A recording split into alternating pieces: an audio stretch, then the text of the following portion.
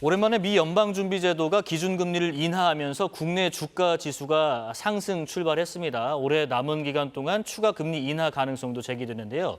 이번 조치로 한미 금리 역전 부담이 완화되면서 한국은행도 경기 부양에 무게추를 옮기고 연내 금리 인하에 나설 것이라는 해석도 나옵니다. 이화여대 경제학과 석병훈 교수와 전망해봅니다. 어서 오십시오. 안녕하십니까. 안녕하십니까.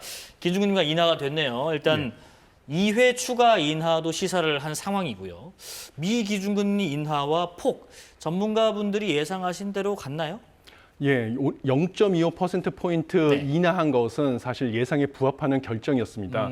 그런데 올해 이제 2회 더 인하를 한다는 것은 사실 그렇게까지 예상을 한 것은 아니었는데 그래요? 생각보다는 올해 인하를 2번 더 한다라고 하는 그 점도표 결과가 나왔습니다. 네네. 근데 문제는 아직까지 불확실성이 존재한다는 점입니다. 이것은 점도표라는 것은 연준 그 FOMC의 회의에 참석을 할 수 있는 연준 위원들 19명이 자신이 생각하는 전망을 표시한 건데요. 그중에서 실제로 정책금리 결정을 할 때 투표권을 가지고 있는 위원은 12명밖에 없습니다. 그래서 12명의 의견이 정확하게 무엇인지는 모르는데 19명이 투표한 바에 따르면 올해 2번 더 0.25%포인트씩 인하한다고 할 경우에 2번 더 인하를 해야 된다고 하는 의견이 10명이었고요. 그다음에 한 번만 더 인하해야 된다는 의견이 9명으로서 이 박빙이었기 때문에 2회 더 인하한다고 하는 것은 사실 좀 놀라운 것이었지만 그것도 아직 불확실성이 있다 이렇게 보고 있습니다. 조금 전에 기준금리 전망 점도표가 잠깐 나왔네요. 이따 다시 한번 좀 보면서 설명을 듣고요. 그동안에 그 트럼프 대통령의 더 빠르고 또 과감한 이런 금리 인하 압박이 줄기차게 있었는데 그럼에도 불구하고 그 정도의 수치는 아니었습니다. 그렇다면 이런 압박에도 불구하고 이렇게 결정을 내릴 수밖에 없었던 이유 뭐라고 분석하시나요? 예, 사실 기준금리를 내리기로 결정을 한 이유는 노동시장이 급격하게 냉각되고 있다라는 점 때문에 기준금리 인하는 예측이 됐거든요. 네. 연준 같은 경우는 두 가지 정책 목표를 추구하는데 하나는 완전 고용이라는 정책 목표하고 그러니까 실업률과 경기와 연관이 돼 있는 것입니다. 또 다른 하나는 물가 안정입니다. 근데 문제는 물가 안정이라는 것 때문에 B컷을 단행하지는 못한 것입니다. 이번에 물가 안정 측면에서는요. 여전히 소비자 물가지수 상승률도 물가 안정 목표인 2%를 훨씬 상회하는 2.9%고요. 또 연준이 중시하는 근원 개인 소비 지출 물가지수 상승률 7월 달이 가장 최근 자료인데 그것도 2.9%로 오히려 최근에 상승하는 추세를 보이고 있거든요. 이렇게 물가가 관세의 영향을 반영을 해가지고 아직 완전히 안정되지 않은 상황에서 실업률이 증가하는 것만 놓고 큰 폭의 기준금리 인하를 단행하는 것은 어려운 결정이라서 이제 소폭 인하에 그쳤다 이렇게 보고 있습니다. 그렇군요. 이번 금리 결정에 그 트럼프 대통령이 새로 연준 이사로 임명한 스티븐 바이런 백악관 경제자문위원회 위원장 빼고는 모두 동의했다라고 하더라고요. 그러니까 바이런 이사만 트럼프 대통령이 강하게 요구했던 바로 그 0.5%포인트 인하, 이른바 B컷을 주장을 했지만은 아직 그렇다면 연준은 이른바 경기 부양을 위해서 큰 폭의 금리 인하까지는 필요하지 않다는 입장인 것 같은데 교수님 생각은 어떠신지? 예, 그렇게 지금 보고 있습니다. 왜냐하면 이번에 그 점도표에 따르면 그 경제 전망이랑 금리 결정이 엇갈리는 것을 보여주고 있습니다. 한번 그래픽 같이 보여주시죠. 예, 그렇습니다. 점도표에 따르면 지금 GDP하고 실업률, 그다음에 물가 상승률 이런 것들을 갖다가 FOMC 위원들이 전망을 하는데요. 그 GDP 성장률 같은 경우는 지난 6월 달의 전망, 3개월 전의 전망보다 올해, 내년, 후년을 다 상향 조정을 했습니다. 그럼 경기가 좋아질 것을 시사하는 것이죠. 그다음에 실업률도 역시 내년과 후년 실업률을 갖다가 다 하향 조정을 했습니다. 이것도 역시 경기가 좋아질 것을 시사하고요. 물가 상승률 같은 경우는 내년 전망치를 2.4%에서 2.6%로 상향 조정했거든요. 그러니까 물가는 올라갈 거고 경기는 좋아질 거고 실업률은 낮아질 거면 이것만 놓고 봤을 때는 기준금리를 낮출 이유가 없는 것이죠. 오히려 물가 상승하는 걸 막기 위해서는 기준금리를 동결했어야 되는 것이죠. 그럼에 불구하고 정책금리의 경로 같은 경우는 올해 3회 인하 0.25%포인트씩 내년과 후년에 1회씩 인하하는 걸로 바뀌었습니다. 오히려 더 낮아진 거죠. 정책금리 같은 경우는. 그러니까 이렇게 두 개가 상충이 되고 있는데 이 정책금리 결정 관련해서 아까 말씀드린 것처럼 여러 연준 이사들 간의 의견이 첨예하게 팽팽하게 갈리고 있는 불확실성이 있는 데다가요. 제롬 파월이 이번에 언급하기를 이것은 고용시장이 급격하게 냉각되는 것을 막기 위한 예방적 조치였다라고 언급을 했었습니다. 이런 것들을 감안했을 때 때문에 이렇게 빠른 속도로 정책 금리를 인하하기는 어려울 것이다. 그리고 경기도 생각보다 빠르게 냉각되지는 않을 것이다. 이런 입장인 것으로 알려졌습니다. 지금 올해가 뭐 10월, 11월, 12월 이렇게 남았는데 예. 2번 정도 추가 금리 인하 가능성 이거는 어떻게 예상하시는지요? 지금 현재로 봤을 때는 2번 추가 금리 인하를 찬성한 연준 의원이 이번 점도표상으로 10명이고요. 19명 중에 9명은 한 번만 인하하는 쪽의 의견이었습니다. 그런데 문제는 이 19명 중에서 실제로 투표를 하는 12명의 의견은 모르는 것이죠. 근데 이렇게 팽팽한 상황에서 봤을 때는 앞으로 향후 나오는 미국의 소매 판매라든지 그다음에 GDP 관련된 여러 선행 지표들, 고용시장 지표 이런 것들이 관건이 될 것이다. 그래서 여전히 저는 두 해나 두 차례나 인하하지 말고 한 차례만 인하할 가능성이 큰 게 아닌가 이렇게 보고 있습니다. 그런데 지금 연준의 독립성 여기에도 요즘에 관심이 좀 많아요. 예를 들면 뭐 트럼프 대통령이 해임한 그 리사 쿡 이사 당분간 이사직을 뭐 물론 유지하긴 했습니다만은 파월 의장이 연준의 독립성과 관련한 질문에 좀 극도로 민감한 반응을 또 보이기도 했고 의장 임기가 만료되는 내년 5월 거취에 대해서 답하지 않았고 이번에 표만화되지는 않았습니다만은 연준 내에서 어떤 균열 여부도 이 앞으로의 변수가 될 수 있는가 하는 부분입니다.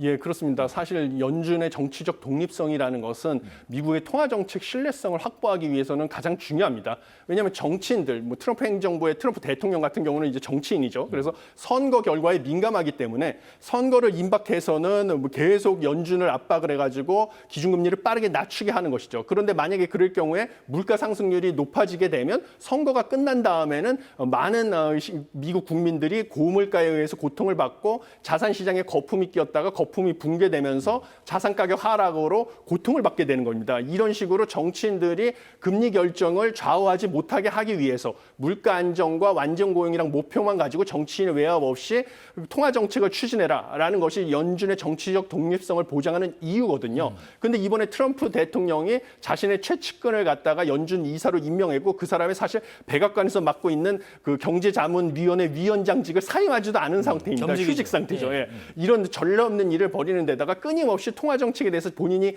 코멘트를 하고 있습니다. 뭐 신속하게 금리를 인하해야 된다든지 그다음에 임기가 13년이나 남아 있는 리사 쿡 위원을 갖다가 해임하려고 하다가 지금 좌절이 된 상태고요. 법원의 제동으로 인해서 이런 것들이 앞으로 연준의 통화 정책의 신뢰성을 금융시장에서 믿지 않게 되면 오히려 물가를 안정시키는데 연준의 기준금리 결정 정책의 통화 정책의 효과가 약발이 소위 말하는 떨어질 수도 있는 것이죠. 그리고 그다음에 연준 이사들 간에 지금 점도표를 보면 의견이 분포도가 넓게 퍼지고 있기 때문에 이게 향후 기준금리 결정에 대한 불확실성이 또다시 제기가 돼서 이게 투자자들 입장에서도 상당히 안 좋은 그런 소식이 될 수도 있습니다. 예, 예상이 좀 힘들기 때문이겠죠. 이번 연준 금리 인하로 한미 간의 기준금리 역전차가 1.75%포인트로 좁혀졌다고 하더라고요.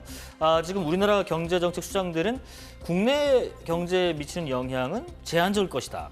교수님은 어떻게 전망하시는지요? 예, 지금 우리 경제정책 수장들의 전망은 0.25%포인트 인하 자체는 이미 충분히 시장에서 예상이 됐고 기대에 반영이 됐기 때문에 당장 큰 영향은 없을 것이다라는 지금 그 판단을 하고 있는 것으로 보여집니다. 그래서 저도 그 부분에서는 동의를 하지만요. 이번에 0.25%포인트 인하를 한 것은 사실 우리나라의 통화정책, 한국은행의 통화정책 운영 입장에서는 사실 큰 시사점이 있습니다. 그동안에 한국은행이 기준금리를 동결하고 있었던 명분 중에 하나는 한국과 미국 간의 금리 차가 지금 현재 원래 2%포인트였다가 지금 1.75%포인트로 좁혀지지 않았습니까? 그런데 이 기준금리 차가 지나치게 벌어질 경우에는 외국인 투자자 자금이 국내에서 외국으로 급격하게 빠져나갈 수 있다. 그래서 더 이상 기준금리 차가 벌어지면 안 된다. 그렇게 되면 원달러 환율도 급등할 수 있는 것이거든요. 이런 우려로 기준금리를 동결하는 하나의 명분으로 삼고 있었습니다. 그런데 지금 미 연준이 정책금리를 인하하고 뭐 올해 2회가 될지 3회가 될지 이제 불확실성은 이제 앞으로 2번 더 할지 1번 더 할지 불확실성은 남아 있지만 어찌 됐든 간에 한 번 더 추가 인하는 거의 확실해 보이는 상황이지 않습니까? 그렇게 되면 되면 한국은행 입장에서는 한미 간의 기준금리 차가 지나치게 크게 벌어져서 외국인 투자 자금이 빠져나가고 환율이 급등할 우려는 덜었다. 그래서 이 부분에서는 통화 정책에 좀 자유로워질 수 있다. 이런 것을 시사하고 있습니다. 예, 그래서 그런 점은 의미가 있다. 이렇게 보고 있습니다. 오늘 우리 코스닥, 코스피 지수도 상승 출발, 상승 마감을 했는데 예. 시장에 어느 정도 여파가 있었을지요? 예, 오늘 우리나라 코스피는 어제 미국 시장과는 다르게 미국 시장은 사실은 0.25%포인트 인하 결정이 난 직후에는 주가가 상승을 하고 국채 금리도 하락하고 뭐 달러도 약세로 전환했었는데 이 점도표가 공개되고 그다음에 그 제롬 파월 의장의 기자회견 다음에는 반대로 뒤바뀌었습니다. 그렇더라고요. 그래서 증시는 결국은 보합세로 마감을 했는데 우리나라는 오히려 그 기준금리 격차가 좁혀진 거 그리고 연준의 통화정책 기조가 기존의 물가 안정보다는 완전 고용 축으로 중심이 점점 이동해 간다는 점 이런 부분을 호재로 받아들여서 주식시장으로 투자 자금이 많이 몰려들었다 이렇게 보시면 되겠습니다. 한국은행은 연내에 금리 인하를 할 것인가? 이 지금 부동산 불안 요인 때문에 그렇지 않을 수도 있다. 언제 금리 인하가 있을 걸로 예상하세요? 예, 저의 생각하고 한국은행의 지금 원하는 방향하고는 좀 다른 걸로 보여집니다. 네. 저의 개인적인 그 경제학자로서의 생각은 기준금리 인하는 어차피 지금 한국은행에서 올해 1회 추가 기준금리 인하는 여러 차례 강하게 시사한 바가 있습니다. 그러면 통화정책의 시차라는 게 있기 때문에요. 기준금리를 인하한 다음에 바로 내수가 진작되는 게 아니거든요. 내수 진작까지 6개월, 최소 6개월 이상, 그다음에 뭐 연구 결과에 따라서는 9개월 이상의 시차가 있습니다. 그래서 올해 한국은행조차 우리나라의 경제 성장률을 0%대, 0.9%로 전망한 상황이고 소비자 물가지수 상승률은 한국은행의 물가 안정 목표인 2% 근처에서 이미 왔다 갔다 하니까요. 물가 안정보다는 경기 측면에 방점을 두고 경기 부양을 위해서 기준금리를 인하하고 인하할 거면 최대한 빨리 통화정책의 시차를 고려해서 그래서 바로 10월 달에 인하를 해야 된다고 저는 생각을 하는데요. 네. 한국은행의 입장은 이창용 총재가 최근 서울대 특강에서도 발언을 했던 것처럼 오히려 기준금리를 빠르게 인하해서 부동산으로 여유 자금들이 쏠려가고 서울 집값이 급등을 하게 되면 더 큰 피해가 올 수 있다 이렇게 생각을 하는 것 같습니다. 실제로 금통위 의사록을 보게 되면 몇몇 금통위원들도 부동산 시장으로 자금이 쏠릴 가능성을 우려하는 것으로 보이는데요. 사실은 지금 서울과 수도권 집값만 상승을 하는 거지 전국의 집값이 상승을 하는 것은 아니거든요. 그런데 기준금리라는 것은 서울과 수도권의 집값에만 영향을 주는 게 아니라 기업들의 투자 결정, 모든 소비자들의 소비 저축의 의사결정에 다 영향을 미치는 것입니다. 그래서 서울과 수도권의 집값을 잡기 위해서 기준금리를 사용하겠다고 하는 것은 결국은 닭을 잡는데 소를 잡는 칼을 쓰는 것과 같은 격이거든요. 그래서 서울과 수도권 집값은 정부의 부동산 대책이나 주택금융 정책에 대응할 수 있도록 맡겨놓고 한국은행 입장에서는 기준금리를 경기 부양에 위해서 빨리 10월 달에 인하하는 게 맞는데 부동산 시장에 지금 이렇게 집중하고 있는 여러 한국은행 고위 관계자들의 발언을 바탕으로 봤을 때 한국은행은 11월 달로 기준금리 인하 시점을 뒤로 미룰 가능성이 크다 이렇게 보고 있습니다. 조금 견해차가 있네요.